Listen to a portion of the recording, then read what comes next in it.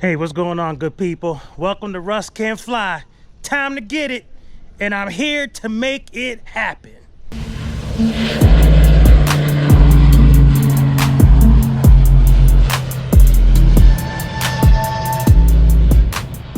Okay, so about to get in the plane and handle my business, because as you can see, I'm right here. And I'm like definitely on track. I'm feeling good. Everything is coming together. And at this point, I'm really feeling a lot more comfortable thinking about going into my check ride. But before I get into all of that, definitely want to give some subscriber shout outs. I thank you for the subscribers. You guys mean a lot to me. Without you, a lot of the stuff that I'm able to do wouldn't be possible, because quite frankly, I would have been like, I can't do this anymore. But you guys keep pushing and praying, and it means a lot. And yes, I'm sweating. It is hot as heck out here. So of course my camera got too hot and decided that it didn't want to do subscriber shout outs at the time that I wanted to do them. So I have to do this weird voiceover for my subscriber shout outs because it's too important. So definitely want to give subscriber shout outs to Anderson Huggins. Anderson, what's up, brother? Thanks for letting me know I need to give you a shout out. And to my brother, my riding brother, my neighbor, my homie, Chip Freed. Brother Chip. Yo, man, thank you for all the support. I can't wait for us to fly. But definitely thank you for all your support and all the years of riding and all that kind of stuff. So we'll ride and fly. And also want to give subscriber shout outs to Cole Sanders and Vans Air Incorporated. So Anderson Higgins, Chip Free, Cole Sanders, and Vans Air Incorporated, thank you for subscribing to a brother's channel. All right, so let's get back to some video. Clear prop. Okay, nobody behind us. Clear over there. Master on. On the brakes.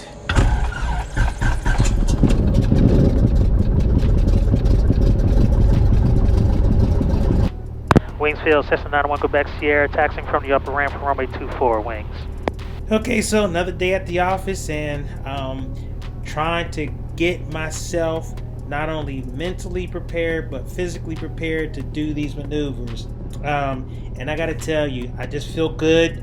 It feels like it's all coming together, and so it's time to execute and make sure that I'm in my zone, and hopefully I can do it here and then replicate it at the check ride. All right, let's get to it. All right, so I don't see anybody Wing coming. traffic, Cessna 717 Golf, taxiing from upper ramp to run up area 24. And nobody's on the field, so we are good to go. Sounds good to me. Wings traffic, Cessna 91 Quebec Sierra, departing runway 24 out to the north, wings. All right, clear. Finals clear. Field is clear. All right, let's straighten our wheel. Don't want to be here too long, but that was like way off. Yeah, that's why I would like correct it at least once beforehand, so you're kind of close. Yeah, gotcha. All right, heels to the floor, full power. All right, engine instruments in the green, oil temp, oil pressure, all look good. Airspeed is alive. 50, 55, and rotate. Wings traffic, Cessna 91 Quebec Sierra, right turn out to the north, last call, wings. All right, 340, 3000. So I am freely admitting, and maybe it's taken longer than it should have, but I am finally getting to the point where I feel very at peace and confident in the cockpit. I mean, it is really coming together. And I think because of that, I'm more relaxed. And because of that, I'm able to do these maneuvers a lot more easily. All right, climb. Power is full. Gonna keep it there. Mixture is full rich. Gonna keep that there. Instruments are in the green. Oil temp, oil pressure, suction all look good. Heading indicator looks good. Taxi landing light is off. And flight plan, we don't have one for today, so we will not be opening our flight plan. On the traffic, So climb checklist is complete. So it's all about the details, and one of the things that's a very critical detail is checklist usage. And I am just like really automatically using them and feeling better about when to use it, when to pull it, and to really go through each item and actually do it rather than just kind of blow through it. So that's definitely a key thing that I'm really trying to have just be almost like a reflex situation. But if you do, you can get out of it. Right. All right. All right, so pitching for best glide. Sky 424 Romeo Echo for flight midfield 3,000 feet with Which is what? for runway 22. 68.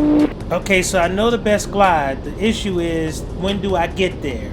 And when the engine goes out, basically you have to figure out what you're going to do very quickly, efficiently, not panicking, but you should get there quickly. It took me a little longer than it should have to get to best glide. Now I am trying to figure out where I'm going to land, and as you will be able to see, this takes a little longer than it should. I equivocate, all kinds of stuff. This needs to get better. All right. I don't know if I can make that, but I'm going to.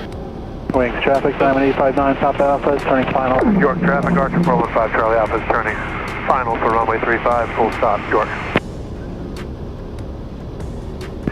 Wings traffic, Cessna 717 Golf, left on crossing 24, wings traffic. Wings traffic, here Because I'm going to land 7 miles to the north, going to be overfly midfield at 1,500, entering left down for runway 24 wings. All right, so I don't know if I'm going to make it there, so I am going to. So, Coastal Sky 424 Romeo Echo, that we're flying midfield 2,000 feet. We'll be going out about 2 miles, turn it back. I'm going to go for this field here. Watching this back, I can see that this took way too long. Precious minutes wasted. All right, so mixture, checking my fuel tanks, switching back and forth, trying to carb heat. Do that one. That's what should be like one of the first things you should do. Honestly, as soon as you hear the power go out, first thing, even carb heat. Even Okay. as you're getting into best glide, just it's so easy to just pull out. Right, gotcha. And so trying the mags and the master. And here's the kicker. Even though I've said that I picked the landing spot, you can see I'm still not settled. I'm still looking for another landing spot. And that's not good. I mean, I have to decide. And I haven't communicated. I haven't done anything with my transponder. Haven't called Mayday. Nothing. And what I would do is I'm like almost like on a base for that. Wings traffic, time in departing. I'm going to turn final and try to slip her. So you can see there's a road and the field that I picked. Was the road maybe the better option? Was the field okay? I mean, it's just crazy because it just took me too long. In hindsight, maybe the road was better. Which field are you going for? This one right here. Down? Yeah, no, right where the... Oh, sorry. Yeah.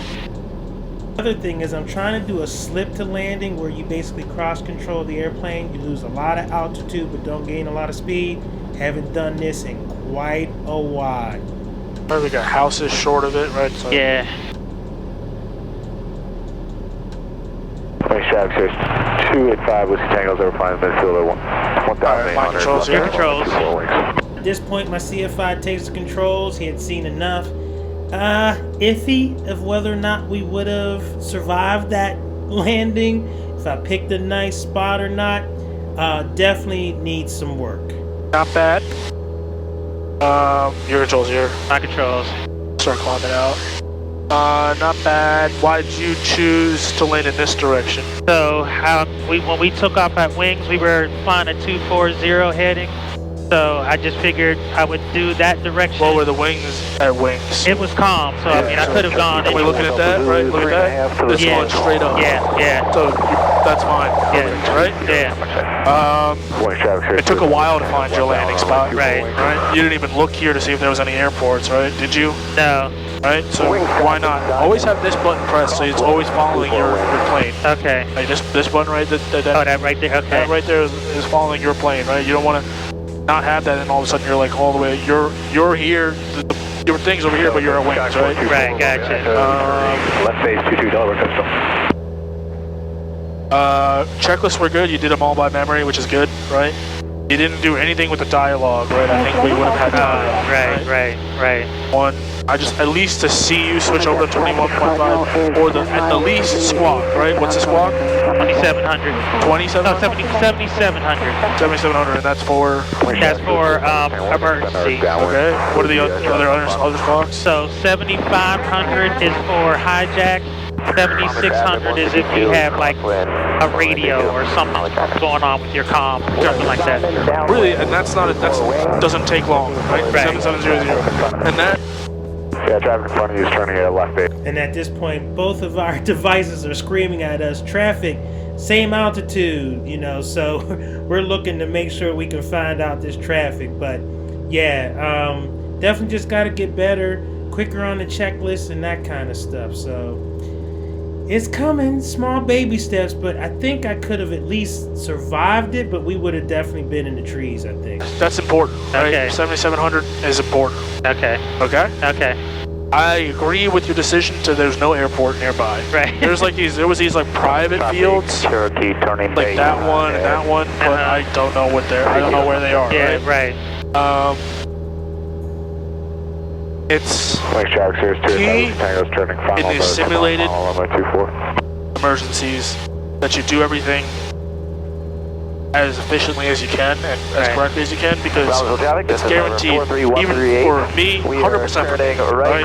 Not even 100% for me, if it happened in real life, I would not do everything perfectly, Right. The stress, you not having your engine on a single engine plane is going to be, like beyond stress. your head, you're going to be shaking, you're going to be voice cracking, everything like that. Right. But that's why we practice so much all this stuff, so that when it does happen, you kind of, when all that stress comes at your way, that because you're so efficient at doing it without any stress, really, that once there's a stress, it's not really going to affect you too much, right? Want to stay at 3? Yep, stay at 3, right? So we were able to, I think we would have been able to land there, right? We're a little fast. I would have tossed the flaps in right as you got out that slip. Right. Base 35, York. But I think we would have stopped, maybe gone into the trees a little bit, but I think you would have survived. I try to walk away from it. Traffic running west of Linden. We're going to land on 27. Again, it's also important to like just look around at your instruments and realize what the problem is, right? Right. Like you'll see the RPMs drop, right? So you'll probably see the RPMs drop, and then pitch for best glide, right? Pitch for best glide. Quickly just take a glance at your engine. It's all right. My oil pressure is crazy low, right? So it's definitely something wrong that's probably not fixable, right? If everything's in the green, maybe there's something that you did wrong, right? Still pitch for best glide. Find your best landing spot. But also in the meantime, like make sure the fuel sticks are on, carb heat on, right? Carb heat is another important thing, right? When you're in these carbureted planes, right? Right. It could be carb ice that's causing it. Right. That you weren't expecting. Can you give me a left turn to 060? 060. All right. But overall, pretty good. The only thing was just the emergency squawk, stuff like that. Yeah. Okay. Right? And I want you to find your best spot a little faster. Okay. Like you should have been able to look at your iPad, look around for like 15 seconds, and realize, okay, no airport. Right. Transition yourself to your mentality of finding a field, finding a road, finding something, right? Right. There we have the wealth of fields around here. Right. A wealth of fields. So that's all I want to see, just a little faster. Okay. Because imagine it's real, delay that by another 30 seconds or a minute, right? Right, because you might even, I got freeze you. up. It's reasonable, right? We don't want that to happen, right? But for a private pilot, it's or even like student pilot. Like, what if it happened when you were soloing, right? Right. You can't assume that it's not going to happen. Right. It's perfectly understandable to freeze up, right? Right. But that's why we practice. That's all we do. Practice, right? Yep. When you want, but the NBA finals going on, right?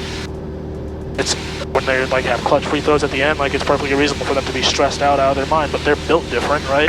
Right. They practice like crazy, right? So that it doesn't matter to them, right? We obviously it's gonna matter to us, but it's not the same analogy, really. But I'm in clear. that's what practice does. Gotcha. If there's anything that I really want to get down, it's this emergency procedures thing. I want it to be almost kind of like breathing for me. Out of all of the flight training stuff, this is the most important to me because it's not just about doing it for purposes of passing the check ride. I want anybody that flies with me that is putting, their lives in my hands, that I am able to, even if we have a problem as bad as an engine failure, we're walking away from that emergency. I don't know if you folks have paid attention, but in the news there was some teenager, like I think in Brigantine, New Jersey or something like that. It was like one of these banner pilots. You're at the beach and you see Geico or something flying across the beach on some banner. Well, this kid, he had an engine failure. And he went through his procedures, dropped the banner, and landed on like one of the bridges down in New Jersey. So that's what I want. I mean, I want to be able to say, hey, listen, whatever comes my way, I can put this thing on the ground and walk away. And so that's why this is so important. So that's why I really do like that my CFI, almost all the time we're doing this thing. And, I get a little bit better and I remember some other things that I need to, get better at or whatever. So, but I just want people to know that when you get in the cockpit with me, we're flying, if something happens, I'm able to handle that emergency. That is absolutely so important to me. All right, let's wrap this up. Let's get back to wings and one step closer to check ride.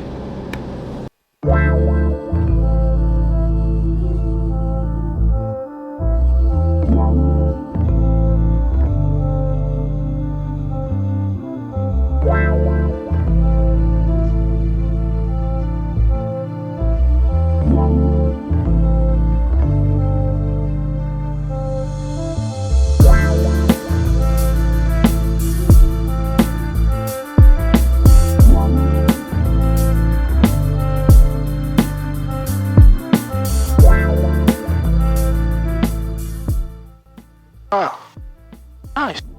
Yeah, a little bit off center. Oh yeah. But I'm just nitpicking there. All right. Whew. Okay, so that was phenomenal. That was fantastic. I actually felt very good during that flight lesson. And I gotta tell you, between the stuff that I'm doing on the ground, all the stuff that I'm feeling more confident about, and that flight right there, your boy is ready. Really, couple more weeks, couple more flights. I want to fly out to Lancaster, see what it looks like out there, so I can make sure I can pick some good waypoints and be prepared to take off from that airport. But I'm gonna tell you, my maneuvers, steep turns, stalls, your boy was on the money. For real, I felt really, really good. And flying the plane today finally felt like I was driving a car. Like literally, like it felt like a normal thing. It didn't feel like some big crazy, what the heck am I doing? And I know it sounds crazy that I've been flying this time and it didn't feel like that yet, but today I felt like I was basically just getting in my car and going for a ride. So yeah, I feel good. So I'm ready. So thank you for being with me on this journey. If you have not subscribed to the channel, please do so. I'll be most appreciative because we're almost there. We are almost there. Anyway, thank you for being with me. Russ Kid, Russ Can Fly. I'm out. Peace.